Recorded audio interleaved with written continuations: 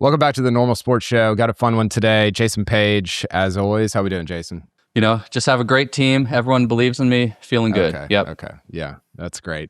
Sean Martin, been trying to have you on for a while. I think it would have been easier to get President Trump on than you. But thanks for joining. I'm glad my agent can make this work. Definitely excited to be here. How's the season started at PGA Tour HQ? It's been a slow start with Hawaii, but it seems like this is my favorite time of the year for PGA Tour golf. Does it feel that way at the PGA Tour? I think so. I mean, Q1's always huge, right? It's the big kickoff. The last 2 years I went to the Century. I'm not going to lie, it was a nice trip to make. Sad to not make it this year. But I think too, even the option, on the East Coast, you have the option of watching a little night golf, which is nice. Some outdoor night golf, I should say. There's always the indoor option as well. But yeah, I think everyone's excited. There's been a little bit of maybe an off season. Haven't seen the stars for a bit, especially from the fall, them not playing. Some great historic venues, scenic venues. I think excitement always looms large this time of year. Yeah, for sure. Okay, I want to jump into it. I've got 5 questions for you, which given our proclivity to chat could take 3 hours. It won't take that long. But my first question for you is just, what are you reading right now? This is a question that we probably usually ask each other when we're in person, haven't seen each other in a while. So I'm just curious about what you're diving into and what you're reading. Man, I'm in that spot right now. And it always happens this time of year where I'm like reading 5 books and I hate that. Like I want to do one at a time. But then I just get overwhelmed with options, some early releases that are coming out. But reading 1920. That's a name drop. Just call advanced paper books. It's fine. Yeah. Paperbacks. Yeah. I'm reading 1929 by Andrew Ross Sorkin. I wasn't going to read it because I felt like it was too long of a book and I didn't think I needed 500 pages on the Great Depression. Just trying to balance kids and work and everything else. But then saw him speak locally, great storyteller. Really, the guy is in journalism kind of like at the apex of what you want to do. He's created his own brand. He's at New York Times with his own newsletter. He's at CNBC. He's writing books. It's pretty amazing. So he gave a great talk on his book and it convinced me to buy it. Not me personally, but just hearing him. I heard an interview with Andrew Ross Sorkin the other day, and the title of the interview was The Unbelievable Productivity of Andrew Ross Sorkin or something like that. And as somebody who struggles to get 2 newsletters out a week, I don't understand, even after he described what he does, I don't understand it. So I don't know how many kids he has. That would be a big wild card. I'm curious there. Yeah, but yes, for sure. Like having, multiple kids is a different ballgame. But even to have the energy to do everything that he does is extraordinary. Yeah. He and I do wake up about the same time. Unfortunately, he gets a lot more done than I do. So 1929 just finished Jeff Shackelford's History of Cypress Point.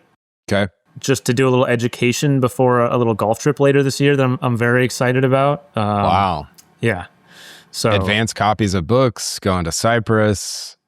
What else do we not know? And then reading Herman Bavinck's Wonderful Works of God for a little theology side as well. So got on good old Dutch reformers.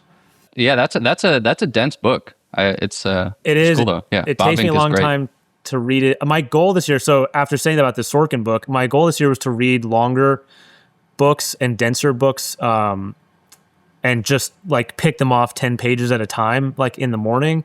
It kind of would help me. I think one of my things that I struggle with, and you and I talk about this, is like kind of like just stacking wins or like, building the wall one brick at a time. So I felt like if I took maybe a longer book and read it 10 pages a day, I'd get that discipline of like, hey, let's just make slow and steady progress towards a goal. I did see one of the advanced copies that you got was the Rory book. Have you dived into that one yet? I did. I've started reading it. I was starting to read it, and then a bunch of other books just got piled on the list. But I'm gonna read it. I've just started it. It's good. I mean, Alan's a very talented writer. I remember talking to him at Pebble last year when he told me he was working on it, and I was obviously curious, like, what's your Rory access? He talks about it there. And I think that's just an interesting relationship. I don't think that's any secret there that Alan and Rory, it's an interesting relationship. But that's for people that don't know that Sean is referencing. Basically, the intro to the book is Shipnuck talking to Rory about like, hey, can we can we sit down for this book? Can I interview you? Can I talk to you? And Rory's basically like, screw you. He doesn't say that. Go away. I don't want to be a part of this. I don't want to participate in your book. And that's how the book starts. And so you're like, oh, that's okay. That's interesting. I think I'm about halfway through. It's a classic like Shipnuck, what he did with Phil, going through all the history, all the big events, hitting the high notes, all that stuff. There's some really good early stuff in there. I think as I've gotten into the later stuff, you're kind of like, man, you can see that you don't have access to Rory here and you need it, or it would really like beef it up and benefit the actual book a lot. So I'm curious to see how it's received. I think for just my buddy or like the average fan, I think it's good. I think people will like it a lot. 100% agree there. And I think a lot of that early stuff is probably the benefit of, Rory coming up at a time where Alan's at Sports Illustrated and maybe the best known, most prominent golf writer in the business. So there's obvious access with Rory. He's flying in a private jet with him in China to go to an exhibition with Tiger and talks about a conversation there. There's this little tidbit of that he must have gotten from Rory's parents about when colleges would call to recruit Rory. Rory would yell down from the bedroom, like, just tell them I'm going to East Tennessee State, because at the time he was. So there is that little stuff there that I'm sure he gathered while he was probably working on profiles for Sports Illustrated, and the access that, being at a place like SI back in 2010 afforded you. I don't know if it's getting you the same access today, but I mean, definitely, I think, Alan's place among golf writers coincided with Rory's rise, and so I think he definitely had some really good access at that time. There's some good Walker Cup stuff, some good always love the Walker Cup section. Yeah, for sure. There's some good Wally Uline, like early when Rory signed with Titleist early in his career, some Chubby Chandler, like that. I think that so far that section of it is has been really good and really interesting. Do you, because you don't do profiles as much as obviously as you used to, do you miss doing that? I think so. I think my personality, I like digging deep on stuff. I think the projects I'm working on now and the ways I'm involved in my current role, I think I still get to dig deep occasionally. But yeah, I mean, I always loved the idea of let's sink our teeth into something, spend some time, go through old newspaper articles. Like, I love the research aspect of it.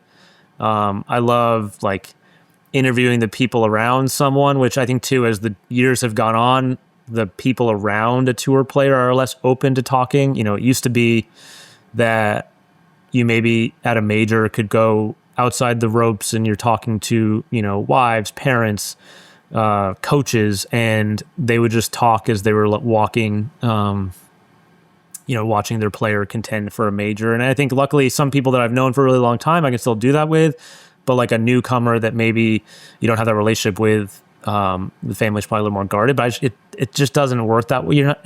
The business has changed, obviously, and 3,000 word profiles aren't necessarily, breaking the servers. But that being said, like, there's new ways to tell stories, right? So it's still, the word storytelling gets thrown around a lot, but like it still is storytelling. People still like stories. And honestly, like, people like short stories. So like a 500 word like anecdote is a short story. It doesn't give the glory of a 3,000 word like, full feature, but just telling good stories can come in a lot of forms. Obviously, we're doing it right now. Hopefully, we're trying to, and then through social media, even I think too, like, you can look at vertical video as potential brain rot, or you can look at it as another avenue for telling stories or getting sweet swing tips, or like, learning new kettlebell exercises. Let's say. Sweet swing tips. One of my favorite memes is if I spend as much time watching kettlebell videos on Instagram as I spent lifting kettlebells, I'd be as jacked as this guy. That shows some, just monster. That's pretty good. You have done such a good job, I think, of doing what you just said, which is like bringing storytelling to different mediums. So, back in your Golf Week days, or like when you were younger in the profession, it was in the magazine or it was on the website or whatever. And now it's pgatrue.com. And I know you've gotten into the documentary side and a filmmaker now. Okay. Sorry. Do we have to put up a Chiron of Emmy award-winning Sean Martin? Not just nominated. Didn't close the deal. Okay. But you have actually done, I think, a really good job of bringing storytelling to like Twitter or like your dispatches from Starbucks, which is like kind of a jokey, like tongue-in-cheek thing, but it's actually like, I think people like actually look forward to them. So how do you think about putting different stories into different mediums as your career has kind of evolved? If I'm honest too, so I'm not going to the Masters this year. Scheduling didn't work out. Staffing didn't work out in my new role. And I think the thing that I'm going to miss most is the Washington Road Starbucks and like filing stuff from there. That and overdosing on just a super high amount of like highly processed white bread that's just going to spike my glycemic index. You always talk about the white bread consumption when we're at these events. It's just crush. Like, I mean, egg salad and pimento cheese sandwiches are just... We'll be at the U.S. Open, and he's like, yeah, I've had like 27 pieces of white bread. But also, like, I eat no white bread. That's what you're thinking about? I eat no white bread the rest of the year, but Augusta, like, keep Wonder Bread in business. No, but so, anyways, yeah, like, too, I think now X, the Everything app, Twitter, whatever you want to call it, like, that's my writing outlet, probably. That's my personal blog, I guess, if you will. Though really... we talk about Andrew Ross Sorkin and productivity and kids and whatnot. Like I haven't had time to bang off some long tweets, and I haven't had like not the inspiration, but I think too like the way I go about things. Like I really thrive on like being able to talk to players and like pick their brain on stuff and then report back on that. I'm not a pontificator per se, so I do it less, but I still like dabbling in the space, if you will. But yeah, I don't know. I'm probably too hesitant to share thoughts. Like I only want to share thoughts if I really think like I have something of value to add. Like I don't want to just share my thoughts if it's like the same as everyone else. Where did that curiosity for like what's going on in a player's brain come from? Like did you have that as a kid? Like were you curious about not golfers necessarily, but just other people? I got really like, so I got really into like honestly it was Moneyball. And I think just always being kind of a contrarian for better or worse in some ways, like probably a bit of a pot stirrer. People have called me that here at work where I just kind of, stir the pot, I guess, ask questions maybe. But like, I loved Moneyball, like that idea of this conventionally held wisdom was wrong and we have the facts to back it up. And now the culture war that ensues and, that just really intrigued me. I'd kind of fallen out of love with baseball, and Moneyball really got me back into it. And I thought that was really interesting. And then that followed up with like behavioral psychology. So like getting into like Gladwell when he first came out, and like Daniel Kahneman and like those kinds of things. Like it was just super interesting, like how irrational our brains are, and like how irrational we are as human beings. And now having like, I think before nobody wanted to admit that. So like you wanted to believe the eye test was correct or your preconceived notions were correct. And then like all this data that showed how wrong we were. And that was like super interesting. This is where I struggle with strokes gained, right? Which is just a hard right turn. Well, this doesn't need to be a strokes gained conversation. Jason's going to exit the chat. Here we go again. Not be involved. But we love to do this thing where we're like, well, I saw Scotty miss 10-footer, so he must be bad at making 10-footers, right? And it's like, we actually have all the data on what players do well and don't do well. Why are we so... It's very much the Moneyball thing of like, why are we so afraid of like leaning on this? And I get it. Like I lean on it too much. Other people lean on it. Like we run to it too much and use it as the only tool instead of a tool. But this is my whole deal with strokes gained of like, well, I saw Scotty hit 2 bad shots on 6 and 9, so he must have had like a bad ball strike. And it's like, no, he gained 7 strokes from tee to green. Yeah, like we literally have those numbers. Yeah, I think there are like strokes gained isn't perfect. It's better than what we had before, but it's still not perfect. So I don't mind questioning it at times. Like even for example, like when you combine like off the tee and approach, like Spieth's 61 at Phoenix, right? He gained some ungodly amount of like strokes gained, like approach the green, right? Like, but it's also because he was driving into such horrendous spots. Now, granted, he should get credit for the iron shots he hit out of the desert and probably a cactus and maybe a bush of some sort or something.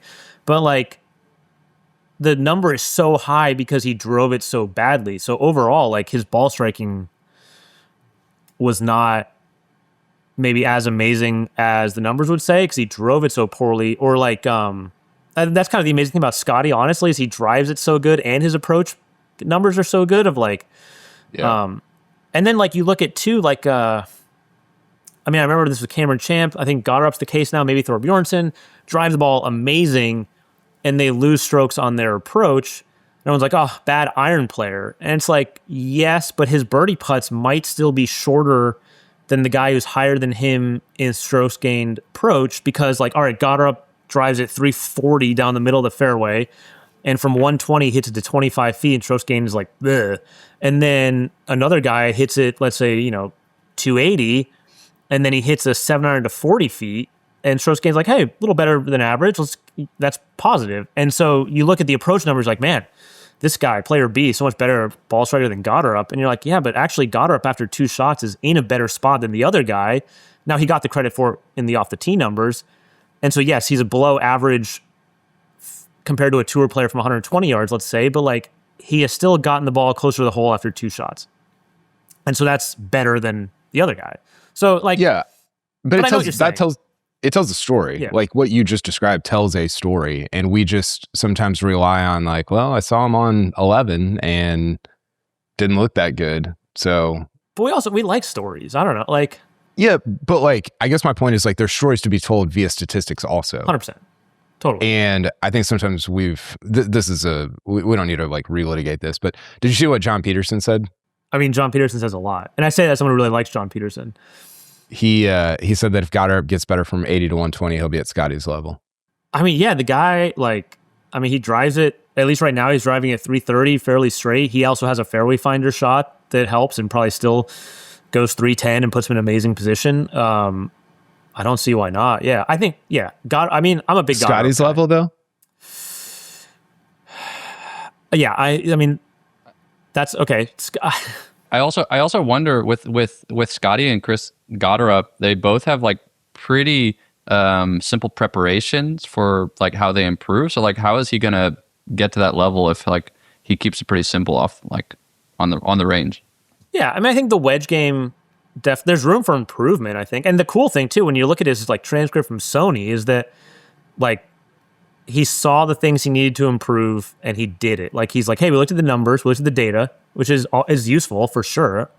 And we saw that I was like below average on, I think, like short irons and putting. And so we hammered that stuff in the off season, and like it's paid off. And so, which is sweet.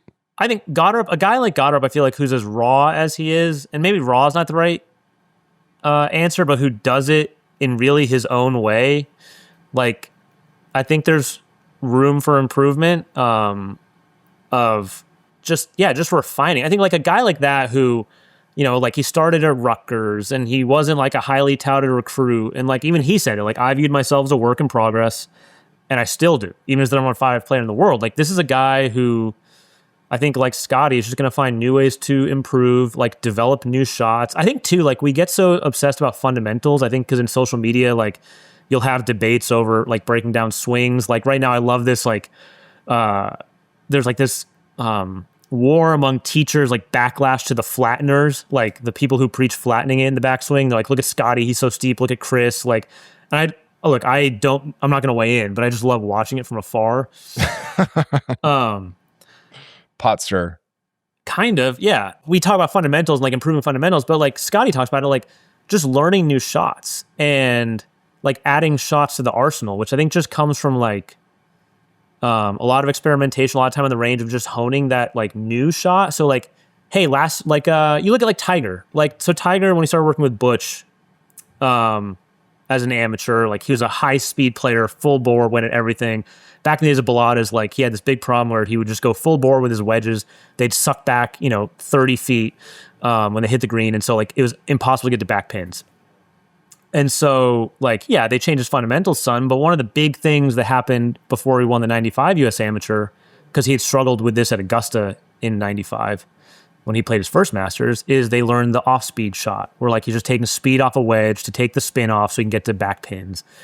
And 95 US Amateur final hole, he's got like this perfect yardage for a dead-handed, knockdown 8-iron. He pulls it off, hits to a foot, smokes Buddy Marucci, or beats him 2 up, I think. But he ends it with that shot they've been working on.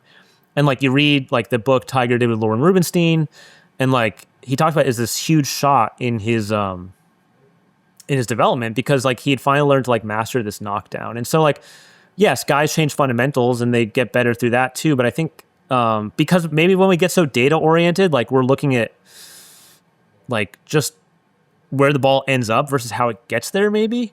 And that causes us to underappreciate like how it got there. And like another Twitter debate is like, hey, should you only shape it one way? Or should you shape it both ways? Or should you try to only hit one stock shot or a variety of shots? And like, there's a benefit to like adding ways to do it, which I think is just an underrated underrated form of player development, I guess. Did you ever think Scotty would be this? I mean, you've covered him for a long time. But did you think he would be 21s for majors at 29 years old ever? No. Did anyone ever think that? No, because I think Scotty's career is interesting in that, like, he won, I think it was like 90 times as a junior in Texas. He won a U.S. Junior. He won, like, Sage Valley, which was, like, the Masters of junior golf. But then, like, he didn't play that great in college. Like, he was on the same college team as Bo Hostler, and Bo Hostler was the National Player of the Year. When Scotty was picked for the Walker Cup, he wasn't like an automatic selection. He was low AM that year in the U.S. Open at Erin Hills, even though Cam Champ got most of the attention because he was top 10 after 2 rounds. But I think Scotty, just his college career, he went through some growth spurts, some injuries. Like, he just wasn't like crushing it in college. And so, you didn't think that necessarily that he was like, on the road for this success. He wasn't even the best player on his college team. Bo Hostler was. And that's obviously turned out differently for both of them. So I don't know. And I think like, even 2024, like he wins 4 times in 6 starts, but then he doesn't win after Augusta. And then 2023, like he only wins twice. So even there, you're like, all right, like he's picked off a major, he's picked off a players, but like outside that hot streak in the spring of 2022, like he's not like dominating. And then, I mean, it's just gone to another level because now he's one of the best putters in the world. Well, that's what, I mean, I view him and Gotterup similarly in that they've each gotten better every single year. And that's the part where you're like, that is so impressive to me. It's easier for Gotterup because he, 3 years ago was like an average PGA Tour, but he's probably still an amateur 3 years ago. But it gets harder for Scotty or somebody like Matt Fitzpatrick is like this. I wrote about this in the newsletter this week. Every single year, if you look at his numbers, it's like just a little bit better, a little bit better, a little bit better. And to me, that's so impressive. And it's crazy that Scotty, to me, is not to me. It's crazy to me that Scotty is still finding ways to get a little bit better, even at the level that he's at. And I think that's through developing new shots and then just refining the ones he does have. Like him and Randy Smith aren't like reinventing his golf swing. They're not, they'll make tweaks when things get off, but I think they have a baseline, they have a form that works. Like he's not making swing changes. Yeah. He's making changes if things get off kilter, but he's not making swing changes. And like Chris Gotterup, not making swing changes. He's refining things, but he's not making swing changes. But the thing I love with Chris is like I tweeted that thing like, he had a 74 scoring average his freshman year at Rutgers, and now he's number 5 in the world. And like people were like, oh, you make the 74 scoring average sound bad, like, which I'm sure were former college golfers that had 75 scoring averages or whatever. But like, who would have thought a guy on the Rutgers team that had a 74 scoring average would be the number 5 player in the world? Like totally. Day. Yeah. And from like, not to knock New Jersey, like I don't want to, get on their bad side, but like number 5 players in the world don't come from New Jersey. Like there's not Jim McGovern's like your best case scenario. I think Scotty, Ridgewood, him and Byron Nelson, 2 great gentlemen, both have Ridgewood connections. And so it's, I don't know, Gotterup's got I think he's got some good stuff up in his dome, up in his head that have helped him have the success. Well, that was one of my questions for you so he won the Haskins in 2022. A lot of guys won the Haskins, not all just of them. Just 1 a year. Well, but a lot of guys have won the Haskins who have not gone on to have the early career that that Gotterup has had. What do you think he has figured out fairly early on? Like, what's the one thing that you point to that you're like, man, he's just like nailing the, is it humility? I mean, that was sort of what your tweet implied, was like, hey, he's figured out how to be humble and get better within the context of professional golf, which is very, very difficult to do. I think he's comfortable with what he's not. Like, I think he's comfortable with what he's lacking. Like, you know, say like he did that, I viewed myself as a work in progress, and I still do. Like, on one level, like, he's obviously extremely confident. Like, it comes across in the way he plays, especially in contention. I mean, like, you know, he played with Rory for the first time at the Scottish Open, dusted him by 2 to win the tournament, played with Scotty for the first time at Phoenix, beat him by 10 shots in the first round, went on to win the tournament. Like, obviously, high level of confidence. But I think also isn't threatened by what he lacks. So, like, and I think that's what that comment said. And maybe I should have saved this for Twitter and made it a long tweet, but I just thought of it now, of like, it's one thing to know what you're missing, like as an athlete or even as a person, or any walk of life. And you can be threatened by that. And like, that can, you know, cause anxiety, and you almost want to like look away from your weaknesses, or like you can be comfortable with it. You can like, there's a way to be confident and also admit your weaknesses, which I feel like Chris is embodying. Like, he has confidence in his skills. It's gotten him this far. Yeah. But then when him and his coach sit down in the offseason and say like, hey, you're not very good at this and this, he's like, all right, well, let's fix it.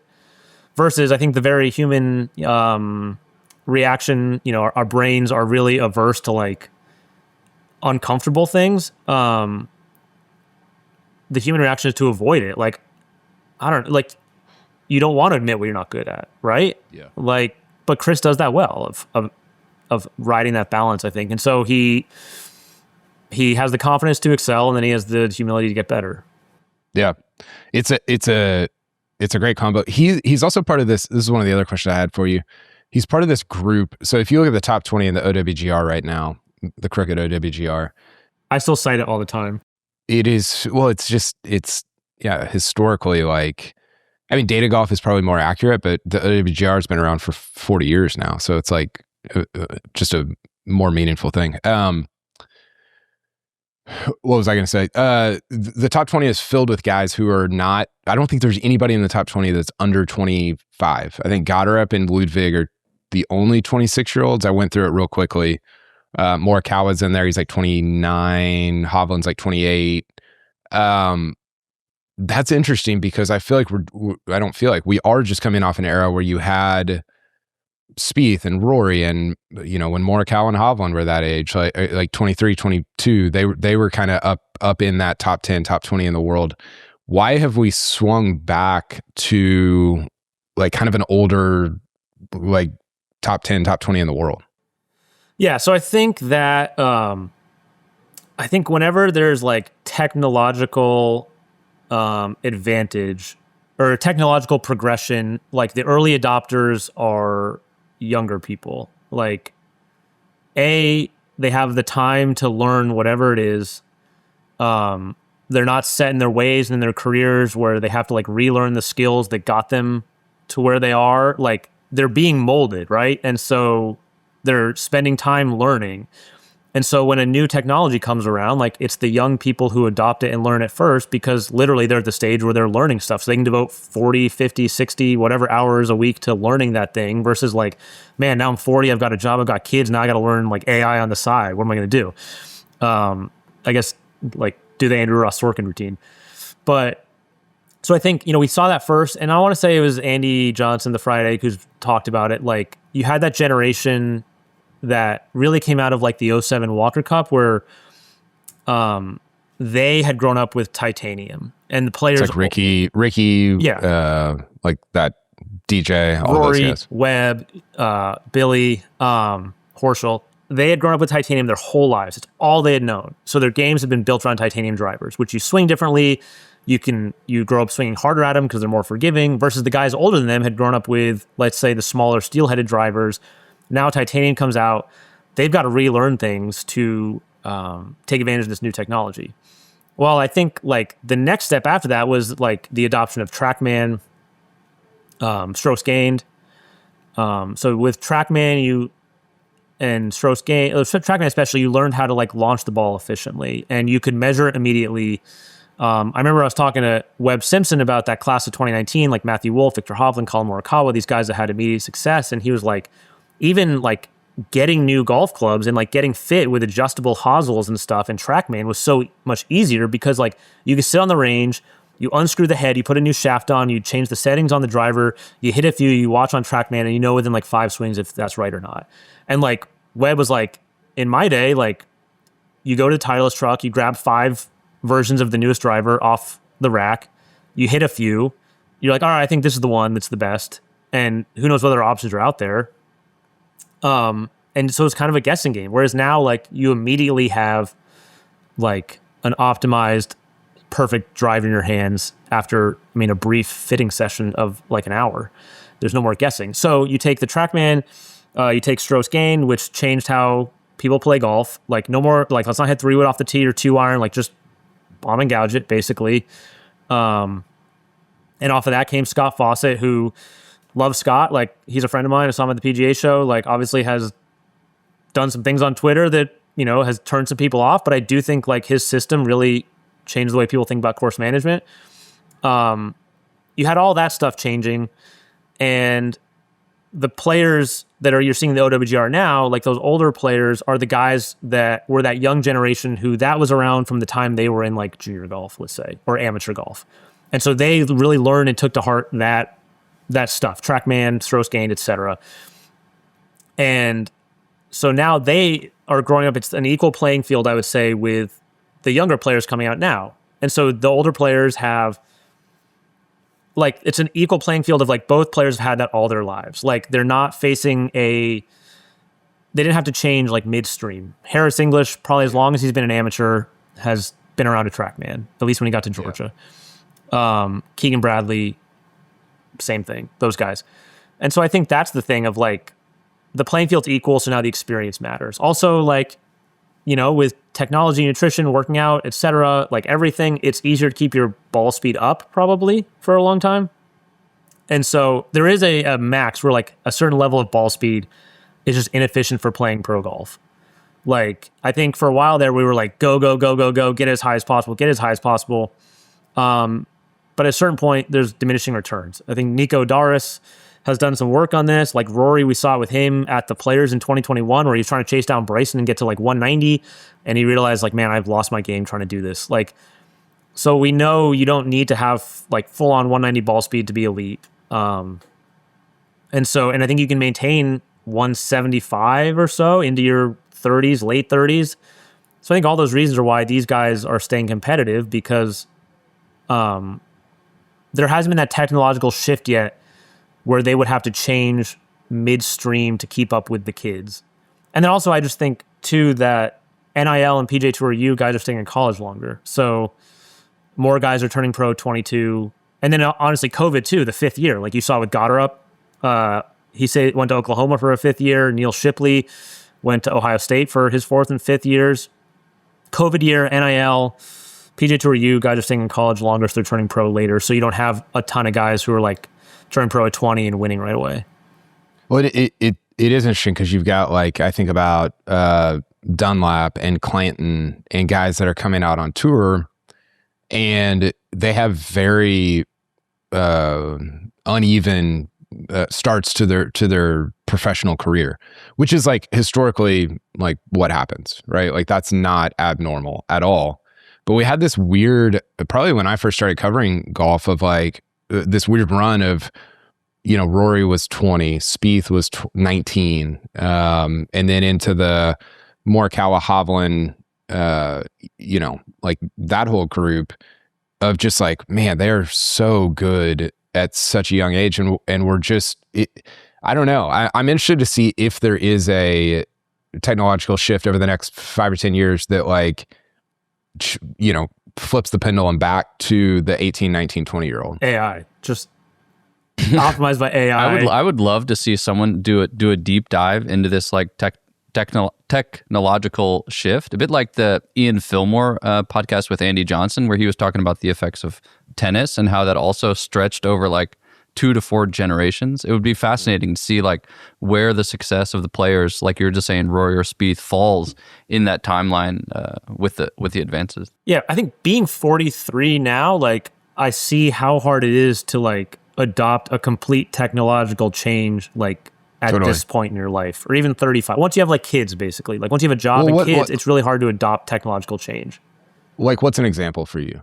Like right now, like having shifted over to like more like, I don't want to call it filmmaking. That sounds very pretentious, but like being involved on the video side, let's say, like, and wanting to learn, not only like the art of filmmaking, but also like technical side of cameras and frame rates and how to decide like what to use and, you know, what lenses to use and all this stuff and how to set it up and how to light it and all this like technical side of making videos. Like, it's hard to find the time to like do the work to study it. Whereas if like I was in college and it was like, man, the video's the future, I'm going to get a degree in like, documentary filmmaking. Like then I have the luxury of spending 50 hours a week learning it. So like just naturally, it's native. It's not like you don't have to go out of your way. Yeah, I mean you're in college. You're literally like you're there to learn. So you can spend all your time learning. I'm trying to like learn on the side while balance a job and kids and all the other stuff. Yeah, I've noticed this also. Like I remember growing up, and you would be on AOL Instant Messenger or playing Xbox. Pulitzer in the Bag was my screen name. Pulitzer in the Bag? Yeah. Wow, I did not know that. Mine was if we're I guess we're sharing this. I guess I have to share. KP23 baseball. Love it. Jason? Mine was Monkey 050590. Wow. Pulitzer going with the Bag classic birthday. I mean, it was tongue in cheek. It is insane. But I remember thinking like, how do my parents not like if one of my, I don't think they ever did this, but if they would have sat down to play Xbox with me, or I remember my grandma used to play Super Nintendo with me, which was hilarious. Jason, can you make a drawing of that for the next newsletter? I'm on it. I'm working on it right now. Thank you. We would play Family Feud on Super Nintendo, which was great, but they're so bad at it. Sure. Well, as an adult now with kids, I'm like, oh, I'm on the other, like, this is how they are viewing me. And it's also true. And I don't really know why. I'll play video games with them and I'm like so bad and they're so good. And it doesn't make sense. Like I'm the same person. Yeah. But I think in the video game world, you're like between release patterns. Like you grew up with like the Sega Genesis controller, right? So your brain knows like the positioning of the like Sega Genesis controller, and you know like up down, left right, like you know A B, whatever it was. Konami code. There you go. That was Contra. Yeah, Contra. We got a ping pong table for Christmas, and I'll if I play 10 times, I'll get like this much better. Mm-hmm. And if my kids play 10 times, they'll get like this much better. I mean, their brain's so much more elastic than yours. Yeah, they're learning. Totally. Yeah. And that's so much of I think what you're referencing. But have you tried creatine? No. Creatine will help. If we get a sponsor. Let's get a creatine sponsor here. What were you going to say about Twitter? Oh, so like Twitter, right? Came around in like 2009. Probably hit its, stride with golf in like 2015, 2016. All of us were like in our late 20s, early 30s. And so we were like, this is awesome. Let's all hop on Twitter, like take advantage of this new technology. Golf Twitter was kind of formed. There was obviously a culture war that I think has been written about a lot and talked about a lot of like the new golf Twitter media versus like the older school media who, they had done things a certain way and they stayed doing things a certain way. And then golf Twitter media came along. And now like, obviously as things progress, like now, I mean, gosh, now as golf Twitter, like we're kind of the olds and like, I don't know, golf talk, whatever. There's probably some golf. I mean, honestly, like golf Twitter is kind of the old thing. And now like creators are coming around and like golf Twitter is probably being supplanted by the creators. And so it just kind of happens that way. And yeah, I think it's an interesting point. Like I always thought new people would come along on golf Twitter or golf social, but it's like not even the same platform in the same way that Twitter wasn't the same platform as the generation before us. It'll be the same 10 of us just still doing it when we're like 65 and just banging out tweets from the Washington Red Starbucks? Not anymore. I mean, hopefully next year we'll see, but not right now. Well, but yeah, when it's 65. I've debated coming up for like a day and just filing one from there just for old time's sake.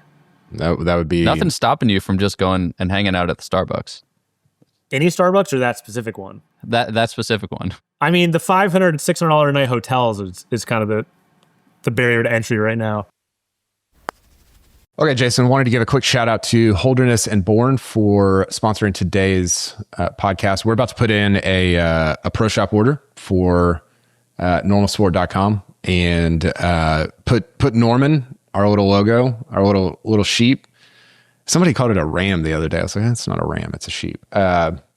Put him on everything we can get our hands on. Everything, all the Holderness stuff for sure we can get our hands on. I'm most excited, I think, to put him on the Sullivan quarter snap.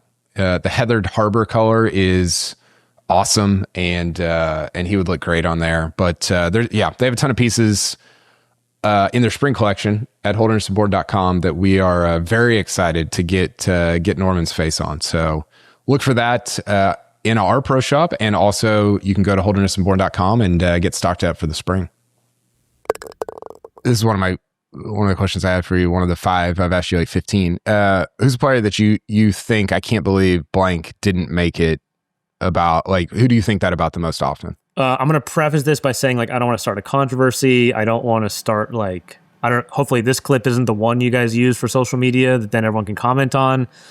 But I think the answer is Matthew Wolff. Like, I think no matter what you think of either tour, I mean, even his success on Live or lack thereof, I think would be implied as not making it. But like his 2019 collegiate season was, I mean, it's one of the best of all time. Like, it was insane. Like, he won, I think, like 6 or 7 times. He won NCAAs by 6.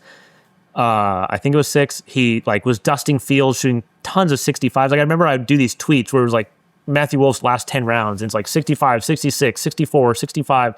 And like they would just explode on Twitter, because he was huge on social media because of his tie with George Gankis, and then B, because it was like just stupid and insane. And then, he wins in his 3rd pro start, finishes 2nd at the US Open, 4th at the PGA in 2020. And like, I think it shows, going back to like Dunlap, and I think the transition to pro golf, like there's more to it than just like hitting the shots. Like, pro golf's a weird lifestyle. It's very lonely and isolating. And I think that got to him, based on the stories Ryan Lavner wrote about it. Like, he came along, it was COVID, you're alone in your hotel room. Gathering together is frowned upon. You're not going to dinner with people. And that was a guy who just really struggled with that. But I mean, his college stuff was, and then even his early pro success was like insane. I think he was up to like 11th in the world at the age of 21. Like, I mean, it was stupid. He won the Haskins Award in 2019. Mm-hmm. Yeah, and it was, I mean, honestly, a lot of people win the Haskins Award. An all-time best, just one year. All-time best college season, really. And like, I mean, it was him, Tiger, and Crenshaw were the only players to win a PGA Tour event and the NCAA championship in the same year. Yeah, I mean, two things on him. One, I would add to all of the numbers and accolades and all that, like, he was an electric personality. And so, I was around him a little bit, like through some Oklahoma State stuff and NCAAs and in Stillwater. You and I were both there. We stayed at my parents' house, that was a long time ago. But you're around him and you're like, holy smokes, like, this guy's going to be like, he's going to make $500 million as a golfer, as an endorser, like all, and maybe he has on Live, I don't know. But it was so obvious to me. Like, he was so obviously going to be a super duper mega star. He was a like dude in sports. He could handle pressure. He was a dude. Yes, all of it. And it hasn't gone that way. I think what's so I guess funny, he has more. So I'm big on Data Golf's expected wins at majors. Like, what was your strokes gain compared to the rest of the field, and expected wins, like, based off of that. He has more expected wins, or he has a higher number of expected wins at majors than Justin Thomas over the course of his career. Now, they all came in 1 week. He was expected to win like based on his score at the US Open in 2020 at Winged Foot, it was like 0.6 expected wins or something like that. And obviously he got beat by Bryson by like 6 strokes because Bryson was like expected wins of 1.0 because he beat the field by 1 million. But JT has never put up, over the course of his career, he doesn't have numbers like that. So it was not just to sort of corroborate your story. It was not just the amateur stuff. It was like the first year or two of him being a pro is like, this is translating. He was the guy that we don't have right now, like the 21, 22-year-old that was electric and winning and like competing. And yeah, he's certainly up there. I thought you were going to say Pablo Martin, by the way. Man, he definitely won on the European Tour as an amateur. He was a guy. I don't know what happened there. I think sometimes like we often focus on like, well, what went wrong? But I think too, there is a little bit of like, and you see maybe it less because they do play like such good courses, and guys say like, hey, the courses I played in college were harder than the courses I play in pro golf, in part because like some really elite courses are willing to host like an amateur event because it's a smaller footprint than a pro event, and also just because like a Merida. Totally, yeah. I haven't played that place. I've heard it's impossible, but yeah, it's not even fun. But it's I think so hard too. Like sometimes, like college golf is a little bit different than pro golf, and like different skills are probably rewarded in college golf than pro golf. And some guys just kind of dominate, like, and they just maybe they're like something that they were lacking. It wasn't penalized as much in college golf or as much of a disadvantage. But then you go to pro golf, and that maybe gets exposed. Mm-hmm. Like I wonder, like Patrick Rogers and Maverick McNeely, like have had successful careers by a lot of measures. Patrick Rogers has been on tour for like 11 years. He's also never won. Maverick McNeely's won once. He cracked the top 10 in the world. That's a successful career. That's above average. But like both those guys won like 11, 12 times at Stanford. And I think we're quick to go like, man, what went wrong for Patrick Rogers and Maverick McNeely? Like maybe nothing went wrong per se as like they took this big downturn after they turned pro. It just might be that like needed different skills for pro golf. And also like, we think that like progression in golf, like this linear, like rocket ship of like, oh, you're just going to keep going up. Obviously, like some guys might play the best golf of their life, like when they're 21, 22. I mean, Spieth did, but he just did it as a pro. Oh yeah. Always harkens back to the glory days of 2015. For sure. Okay. One question, this is my last question for you, and then I want to do a little major competition here, but I think you do a great job of being comprehensive about guys' careers. And I think one thing we've done collectively a bad job of, especially in recent years, is reducing a guy's career resume to how many majors did he win? How many majors did he win? How many majors did he win? And I was thinking about this in light of what Brandel said about the players being a major, like all this, whatever. We don't need to get into all that, but I'm curious about like, I think it seems like you've covered golf a lot longer than I have, and certainly longer than Jason has. It seems like we used to do a better job of saying, hey, this guy, he won 2 majors, but he also won this event in Spain and this event in South Africa. Like, why have we just gotten so reductive when we compare players to only talk about the major championships? I think we've done a better job of doing the opposite. Because I think like, when, no offense to Sean McKeel, but like I think it used to be like, man, Sean McKeel's got a major, player X doesn't, even though he's the 5th ranked player in the world. And I think we've realized that like, one major does not make a summer, or what is it? One swallow does not make a summer. One major does not make a career. Mm-hmm.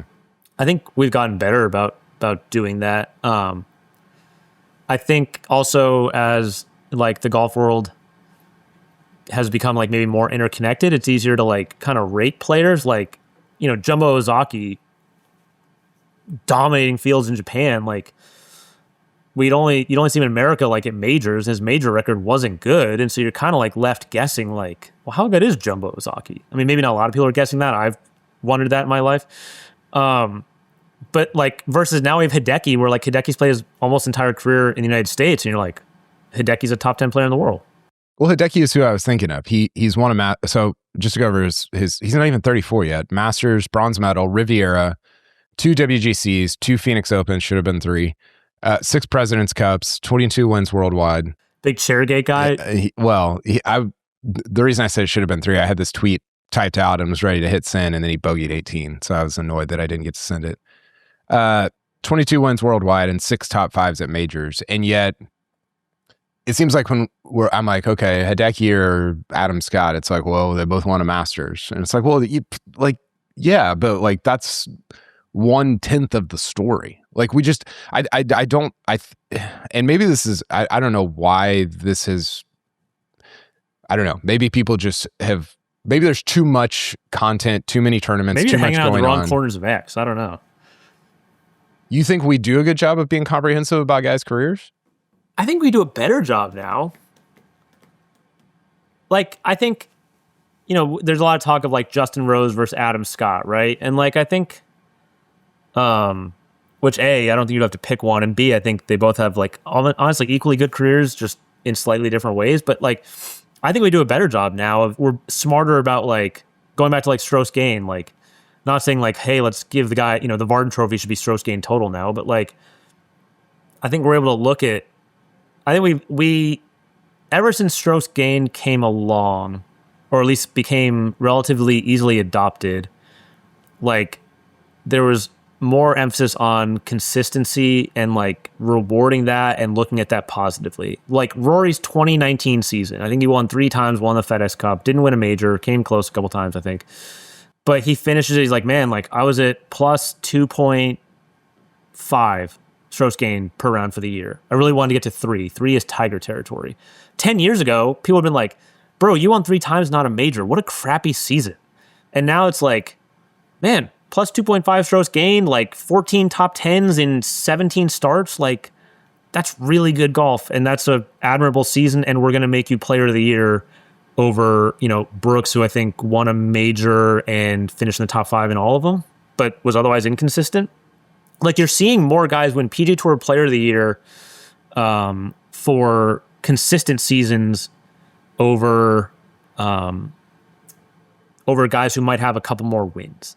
Like, you've seen it with Scotty in 2023 when he won over Rahm. Like, he had, he only won twice. Rahm won 4 times, including a Masters, but Scotty had, like, again, top 10s in like 90% of his starts, and he was rewarded for that with player of the year.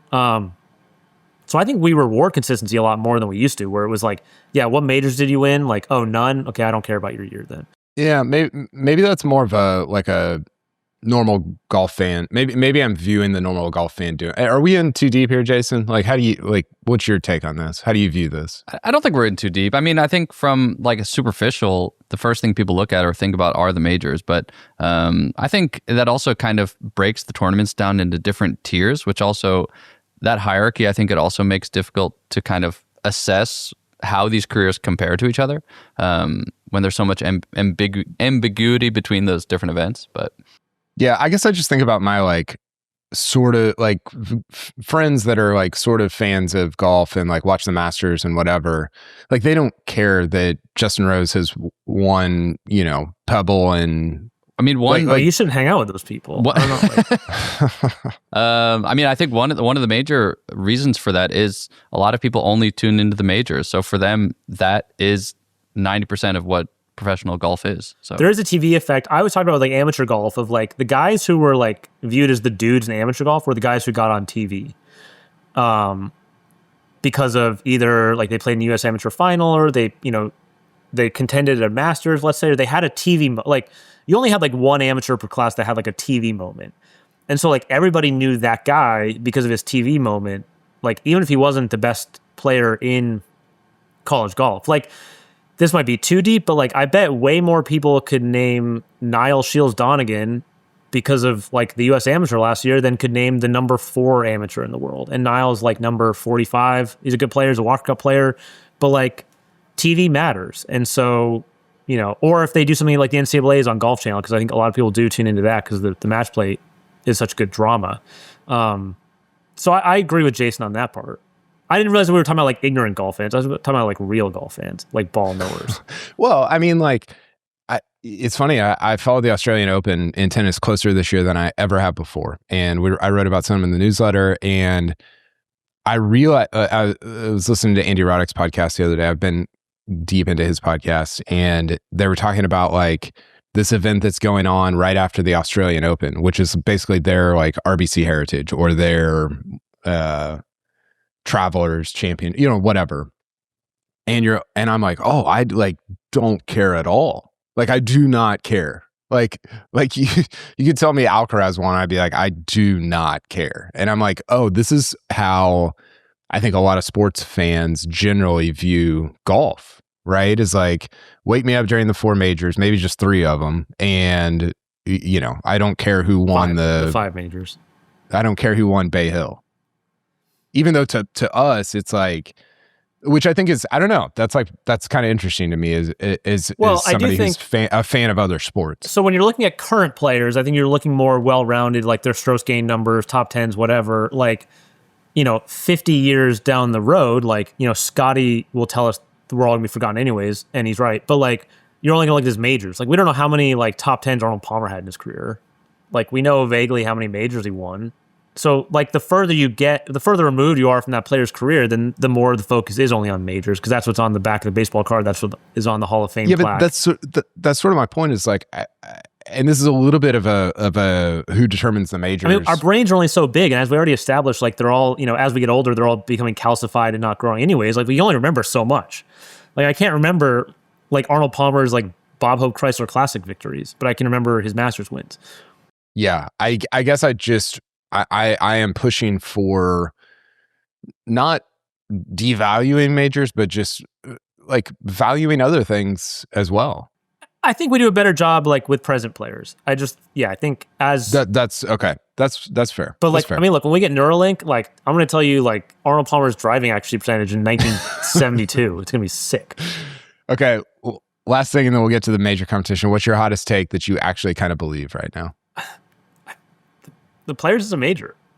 Okay. Give it to me. I don't want to call out any single majors. I'm not going to do that here. I'm a diplomatic person. But I think that it's surpassed at least one of the majors in importance and execution that's needed in identity. I think even like Rory, when he said that the Players is not a major, he also did say that has a stronger identity than at least one of the other majors. And I think that, like, I get who won't be there. That also, like, if current trends continue, might not be an issue in a couple years, but depending on guys coming back, as we've seen with a couple players, like, at least you're going to have fewer and fewer heavy hitters not there, I would say, over the years. And, like, I don't know, I go, like, yes, having, let's say, 2 or 3 players there is a big deal, and it hurts it. But, like, also, like, we had this debate back in 2008 when Podrick won 2 majors and Tiger was out for both of them because of knee surgery. People are like, oh, do these majors count as much for Podrick because Tiger's not there? And I think Podrick was like, yo, I lifted the trophy. I don't know what to tell you, man. Like, it's not just one player who I'm beating. Yeah. Well, also, like, some of those guys are about to not be eligible for the U.S. Open or the PGA Championship. Right. Like, and then what? Yeah. Or they have or are going to have to amend some of the rules to get, or the qualifications to get them in. So now the thing is, like, the solution I don't have is I don't know what to do with like history books, record books. So at the very least, I think it should be like, when you're talking about win totals, like, mention in the same breath, like, hey, Scotty has, does he have 4 majors now? So like, Scotty has 4 majors. He has 6 majors in players. Like, make that a column on the resume, majors plus players or something. Cause I think it matters. Now, like, do we give Jack 3 more majors, Tiger 2 more majors? Like, I don't know. Like, it is tough. I don't like retroactively assigning majors, because I feel like you have to feel like it's a major when you win it. But I've also said, like, honestly, the quickest way to make the Players a major is to just take the media guide and just lump them all together, and people on deadline writing their stories or banging out their tweets will get tired of trying to do the math and like trying to figure out how many players he won and got to subtract it and whatever, and they'll just put whatever numbers in the media guide. And so that's the easiest and quickest way to do it. Yeah, I think the thing that I wrote in the newsletter, and Jason left it in there, so maybe he agreed, maybe he didn't, but if you were determining if there were no majors and you polled, because this is how we did it back in the day, you just polled the writers and figured it, like, voted on it. I think the Players would be one of the 4 biggest events. I mean, like, we made voted on. We made the the Grand Slam was made like because Arnold Palmer and Bob Drum, who was the Pittsburgh golf writer, were like smoking cigarettes in the back of an airplane and like, hey, it'd be kind of cool to call this a Grand Slam. Like, let's do it. And like, let's not act like there was like this like board somewhere that, declared from on high, like these are the 4 majors. Well, this is a little bit connected to my previous point of like, we have to consider the comprehensive nature of these guys' careers, right? Like how much different does it make you view Ricky Fowler's career if like, depending on how you view the Players Championship? Right? Like I have Oklahoma State friends that are like, Fowler's career sucked. And it's like, I mean, maybe compared to like the hype that he got, but also like he won 7 times and won a Players like that's a pretty freaking good career. Yeah. I also think the Players is held in higher regard now than when the 5th major talk was like really frothing in like the late 90s, early 2000s. Like I think it's held in a higher regard now. I do think like, well, it's older now. It was very young. It was very new back then. And I think I saw a take, maybe it was Eamon Lynch, about like, you need to take it and like move it around, go to different. Eamon had a take? I think I shouldn't say that it was him. I think it was, but you need to take it and move it around, make it global, all this stuff. And it's like, one of my favorite things about TPC Sawgrass and about the Players Championship is that there is a familiarity. I know when somebody steps up to a second shot on 11, what's at stake. I know the pins on 3. I know like all these different things. It's a little Masters-like in that sense of like, there's at least for me covering it for, the last 12 or 13 years, there's a familiarity to the rhythm of the event and of the rounds. And every shot feels from Thursday. I go back to Thursday when, remember when Hovland had that big like hullabaloo about like where the ball crossed the line on 11 or 12 and it was on PGA Tour Live and it was like this whole thing. Every shot of the tournament feels meaningful. And to me, that is, we can call it whatever we want, but it's one of the 3 or 4 most like tournaments that feels like the biggest deal. I also just wonder, like, why couldn't you just put it in the same standing as like an Olympic gold medal? I mean, now we see guys who won the Olympics as like, oh, that was a crowning achievement for them. And it's just another column on their Wikipedia page. So I don't see why it couldn't exist in that same sort of territory. It's a great point. The Olympics is easier to win than the Hero World Challenge. I see what you're saying with like field strength. I think you're feeling it a little more on Sunday of the Olympics than Sunday at Albany. Yeah, for sure. I think we, and I agree with Jason. Like and what I'm saying is don't put the Players in the Olympics in the same category. I think the Players is more like a more meaningful thing in the golf world. But I like the idea of like, you're putting the Olympics in the same class as the Hero. That's a take. Yeah, no, that might be my hottest take that I actually kind of believe. But I think we do a good job, Jason, of like mentioning these medals alongside major championships, not making them majors, but not making them just a regular thing. It's like you won 3 majors and a silver medal or whatever. And that's part of the breadth of like what made Scotty's 2024 like so incredible was like the breadth of tournaments he won of like, I mean, yeah, someone's going to come along and win 7 times. Again at some point, but like it was 7 times with a major, like with an Olympic gold medal. So like it's probably never going to happen again. So you only get a chance that once every 4 years, and he won the Hero. So you take that and like, I mean, it's a combination of titles we're never going to see again. It's like 2 gold medals. Right. It's true. Basically. Are you guys into the Winter Olympics? Quad God? My wife loves them. She's a big Olympics person. I at my age, this sounds really crotchety. Like I have trouble watching sports, but I don't have a dog in the fight. So I'll watch 100 Dodgers games a year. Like I don't watch much other sports. I watch some Cal Poly basketball too. But sure, Jason. I'm watching the speed skating as a Dutchie. I gotta keep up on that. It's our national sport. Speed skating is insane. I didn't realize Jake Paul was like engaged to the. Yeah, I think they gotta stop putting his name before her name and everything. They're like, Jake Paul's girlfriend won a gold medal. It's like, okay. They showed him on the screen. I was like, what's he doing? My wife was an au pair in the Netherlands. So that might be part of her Winter Olympics love. Wow. Okay. Last thing we're gonna do. Did this game Sean, with Luke Herdenine. I'm going to give you the top 10 at a major championship years gone by, like an old major championship. Any major ever? Or is there like a window here? We'll say in the last 25 years. And I'm going to give you the top 10 starting from the bottom. So starting with like the T10s, and we're going to go up, and you see how quickly you can guess which major championship it was. Okay. Is there a penalty if I get it wrong, or can I just start shouting things? No, just shout. Okay. Okay, here we go. First one. I'll read it for people who are just listening. 1999 PGA Championship. So the first. Is that not right? No, it's not. No, sorry, 2006 PGA. The first player we have named here is Jay Haas.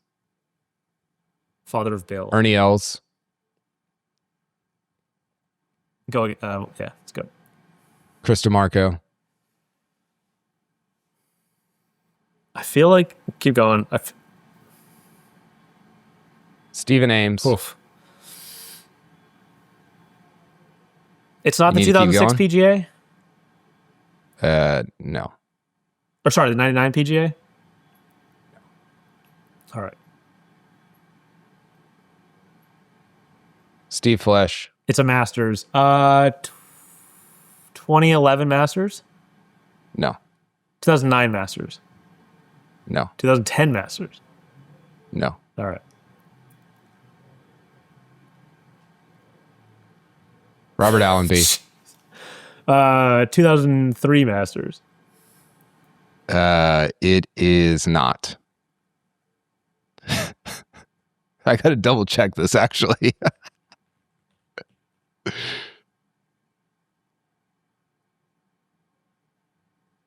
This is a great TV.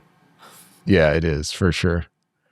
All right. Do you know what tournament it is? Yes, Okay. I do. All right. Let's keep going. Fred Funk. At what point? Like, I feel like Luke had already gotten it by now. Yeah, he had. Gosh. Mike Weir. Shigeki Maruyama. 2001 U.S. Open. No. All right. Jeff Maggart finished third. Oh gosh. Oh. Phil Mickelson finished second. 2001 Masters. No. 2006 U.S. Open. No, I don't know. 2004 U.S. Open. Retief Goosen won it. Okay. I thought you would get that one quicker. I mean, that's a crazy leaderboard. When did Luke get it? No, he did. We did different ones with him. Okay. So when I see some of these names, I start thinking that they're senior majors events. Like, I start doubting. Well, you like, got to wait a remember, second. like these are insane leaderboards. the window is the last. I love this game. Is the last 25 years. What do you mean these are insane leaderboards? Like what? I mean, the names are. I mean, the breadth of names. Okay, next one. Kirk Triplett. 2001 T10. Masters. Vijay Singh. No. Okay. T10. Nick Price. Davis Love III. Oh, what was your guess? 2001 Masters. Yeah, that's correct. Kirk Triplett did not have a lot of top 10. No, that's not 2001. That's 2004. It is 2004. I screwed that up. It could have been the 2019 U.S. Senior Open where Kirk Triplett also finished at T10. The C's helped. Was that T6? Because I knew once I saw VJ's C out of, I mean, obviously it's only one of two majors, but I don't know if I would have gotten it before that. All right. Yeah, that was my bad. Suck at this game. Kirk Triplett finished T6 at the 2001 Masters also. Did he really? All right, that's bonus. I need some points there. Yeah, I was confused. So that was my fault. Okay, last one. Let's see here. Do you play this game with your Oklahoma State friends? No. Kyle plays it with his kids and just dominates. When he loses in video games, he plays this game. Peter O'Malley. Scott Hoke. Soren Hansen. 2010 Masters. No, that was Soren Kjeldsen, I think, that excelled at the 2010 Masters. Yeah, I think it was. Retief. Sergio. Thomas Bjorn. 2003 Open Championship? No. Shigeki again. Shigeki Maruyama. 2000. Padraig T5. This is like an open. This feels like an Open Championship. Oh, this is definitely an Open Championship. 2001 Open. Gary Evans. No, hold on. 2000. Steve Elkington. 1999 Open. No. This is the playoff. It's a 2000. Stuart Appleby. 2004 Open Championship. No, you guessed every Open except this one. Thomas LeVay. No, I know. It's not 2004. No. Oh wait, Ernie wins it in a. Yeah, it's Ernie Els. Gosh, it's 2002 Muirfield. 2002 Open Championship. So close. You guessed 2001, 2003, and 2004. And also confusing because Soren Hansen finished T8 in the 2009 Open as well. So you had those covered. There you go. Links Master. Okay. The more you know. That's all I got.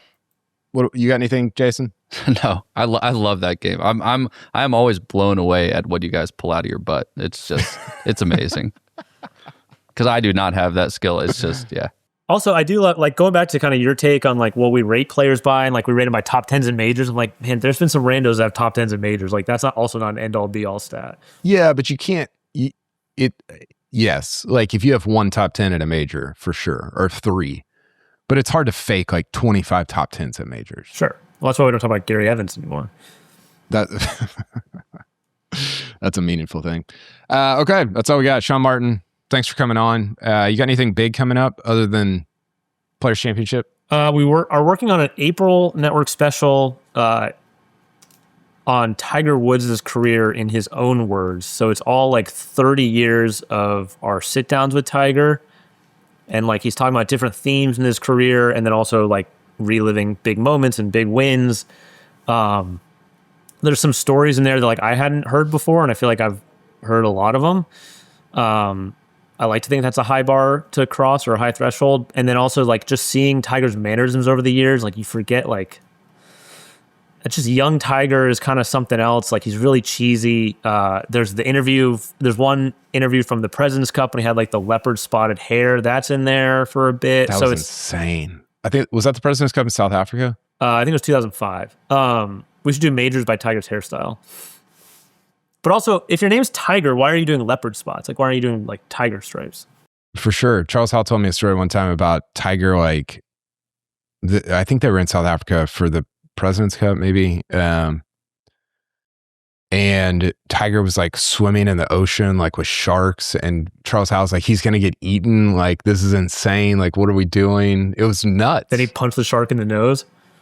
Did he? No, I don't think so. It just sounds like a very tight, like he was. That was Greg Norman. I thought that was different. No, I've heard Kyle tell me this story before. It was nuts. Like Charles House couldn't believe it. I can't believe it. The inspiration kind of came from my manager of like, I don't know if y'all remember the June 17th, 1994 30 for 30 on that day where the OJ chase happened, the NBA finals happened, Arnie's final US Open round happened. Like if you remember, there's no extra sit downs for that show. It's all like footage from that day and then like behind the scenes that was captured. So like it's only like stuff that was captured that day. And so it's kind of like that of like, it's only previous sit downs with Tiger. And it's cool because like in some things you see how his answer stays exactly the same over 30 years, and then others you see how they've changed. Like you have parts where like he finishes his own sentence in different years because he's saying the exact same thing. It's kind of cool. Yeah. Well, that'll be awesome. Excited for that. Always enjoy talking to you. Thanks for coming on. And we'll talk to you later. All right. Thanks, guys.